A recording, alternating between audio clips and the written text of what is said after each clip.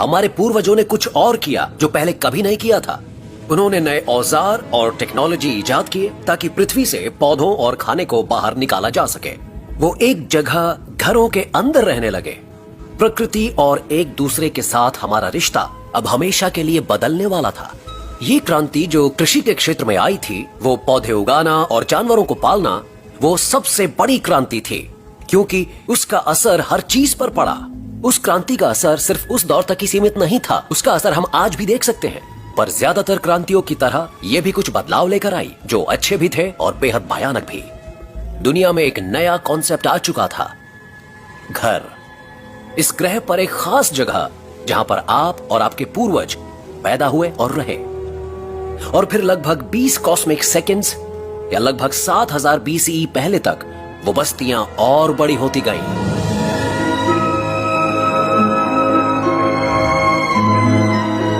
शैटाहोइक में आपका स्वागत है।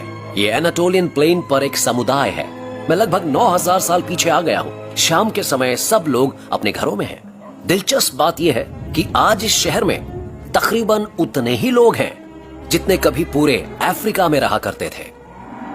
इस शहर का आइडिया इतना नया है कि फिलहाल यहाँ ना तो कोई सड़क है और ना ही खिड़की। तो अपने अपार्टमेंट में जाने का सिर्फ एक तरीका है, आपको छत पर चलकर उसमें बने होल में से नीचे उतरना होगा। पर सड़कों और खिड़कियों के अलावा शैटाहोइक में एक और बेहद अहम चीज नहीं है। यहां पर कोई महल नहीं है। इंसानी समाज पर कृषि की शुरुआत का सबसे बुरा असर पड़ना अभी बाकी था। यहां पर कुछ लोग बहुत लोगों पर हुक्म नहीं चलाते थे। यहां पर 1% लोग अमीर और बाकी सब गरीब नहीं हुआ करते थे। यहां पर रहने वाली औरतों, मर्दों और बच्चों के फोरेंसिक एनालिसिस से पता चला है कि वो सब एक तरह का खाना खाते थे। उनमें अब भी पुराने जमाने वाला बांट कर खाने का गुण था। शैटाहोइक समानतावादी था। सबसे कमजोर वही खाना खाता था जो सबसे ताकतवर खाता था, और सब एक तरह के घर में रहा करते थे। एक तरह के एक जैसे घर। चलिए दिखाता हूं।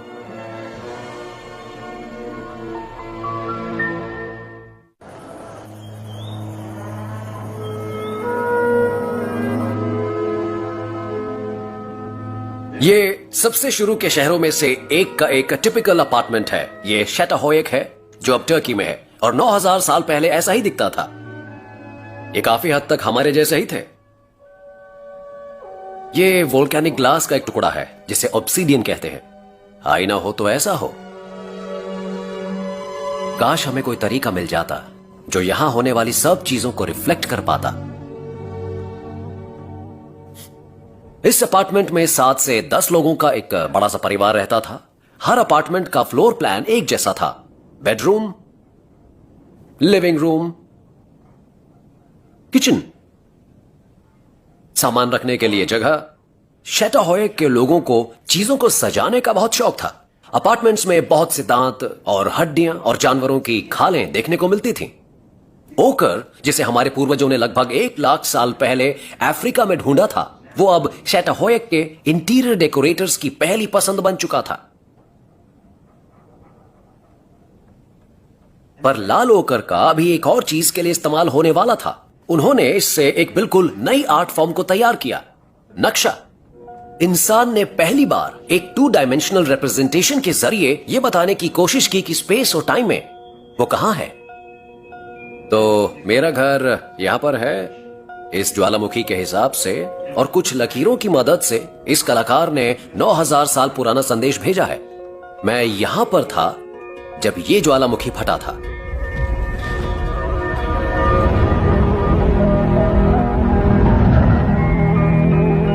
शैटाहोइक का प्रयोग सफल रहा और कुछ हजार सालों बाद हर तरफ शहर ही शहर दिखने लगे।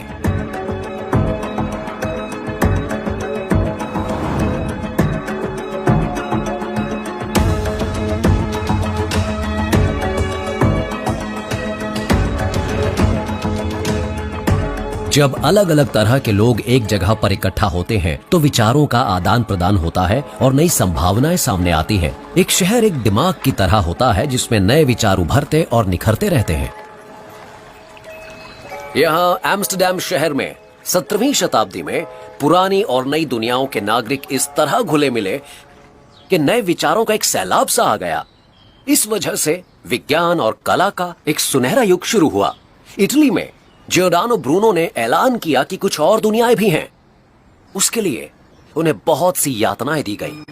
पर सिर्फ 50 साल बाद हॉलैंड में एस्ट्रोनॉमर क्रिश्चियन हॉयगिंस, जिन्होंने बिल्कुल वही बात कही, उन्हें बहुत इज्जत बख्शी गई। उस जमाने में लाइट की बहुत अहमियत थी। लाइट ने इंसान की सोच को नए पंख दिए। लाइट उन जगहों को सामने ले आई जो अब तक छिपी हुई थीं। लाइट को उस वक्त की पेंटिंग्स में भी देखा जा सकता है, खास तौर पर वर्मियर की पेंटिंग्स में। और लाइट में वैज्ञानिकों ने खास दिलचस्पी दिखाई। कपड़े के व्यापारियों की कई पीढ़ियों ने स्टिच्ड फैब्रिक्स के थ्रेड काउंट की जांच करने के लिए एक लेंस इस्तेमाल किया था। उस वक्त के एम्स्टरडैम में ऐसे 3 आदमी थे जो लाइट से इतने प्रभावित थे कि वो एक पुराने डिवाइस को बिल्कुल नए तरीके से इस्तेमाल करने लगे। उन्होंने कपड़े के व्यापारियों के लेंस से उन चीजों को देखा जिनको पास से देखने के बारे में पहले किसी ने नहीं सोचा था। ये बात नई दुनियाओं को ढूंढने और समझने की एक खिड़की बन गई। एंटनी वॉन लीवनहुक एक सिंगल लेंस से एक बूंद पानी में मौजूद हजारों माइक्रोकॉस्म को सामने लाए।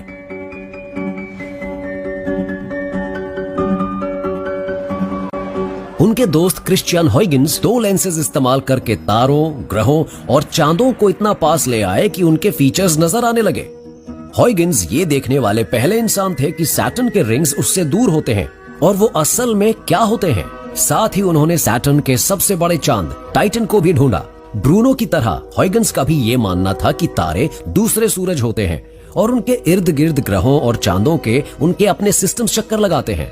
पर पवित्र किताबों में उन दूसरी दुनियाओं और उन पर रहने वाले जीवों का कोई जिक्र क्यों नहीं था? बेशक इस विरुद्धता से एनलाइटनमेंट के लीडर्स के दिलों और